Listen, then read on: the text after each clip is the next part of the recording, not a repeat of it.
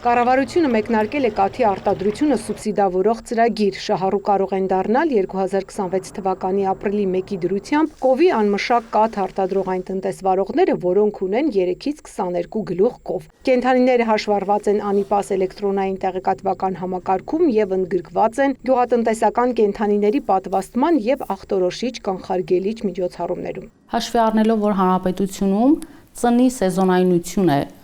առկա եւ դրանով պայմանավորված ապրիլ-օգոստոս ամիսներին մեր հանրապետությունում լինում է կաթի գերարտադրություն եւ խախտվում է առաջարկ պահանջարկի համամասնությունը,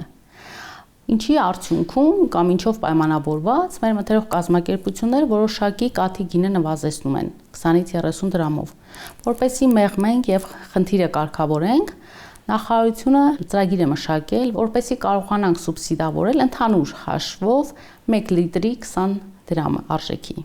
Այսինքն ծրագրին կարող են դիմել 3 եւ ավելի գլուխ կով ունեցող տնտեսվարողները, սակայն սուբսիդիան կտրամադրվի առավելագույնը 22 գլխի համար յուրաքանչյուր հաշվառված կովի համար 15000 դրամ։ Այսինքն եթե Շահառուն ունի 20 կով, կարող է ստանալ, երկուսը չենք հաշվում, քանի որ հիմնականում սեփական օգտագործման համար են պահում այդ կենդանները,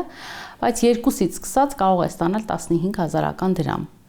բայց ոչ ավելի, քան 20 գլուխը, այսինքն ծրագրով շեմ է սահմանված 22 գլխի, եթե տնտեսվարող ունի 22 գլուխ, 20-ի դեպքում կարող է ստանալ աջակցություն։ Սուբսիդիայից կարող են օգտվել ֆիզիկական եւ իրավաբանական անձինք, էլեկտրոնային դիմումը անհրաժեշտ տվյալներով եւ կովերի հաշվառման մասին տեղեկություններով ներկայացվում է բնակավայրի վարչական ղեկավարին։ Շահառուները դիմում հայտ են ներկայացնում համայնք, որում պետք է նշված լինի պարտադիր կենդանիների ականջապիտակների համարները,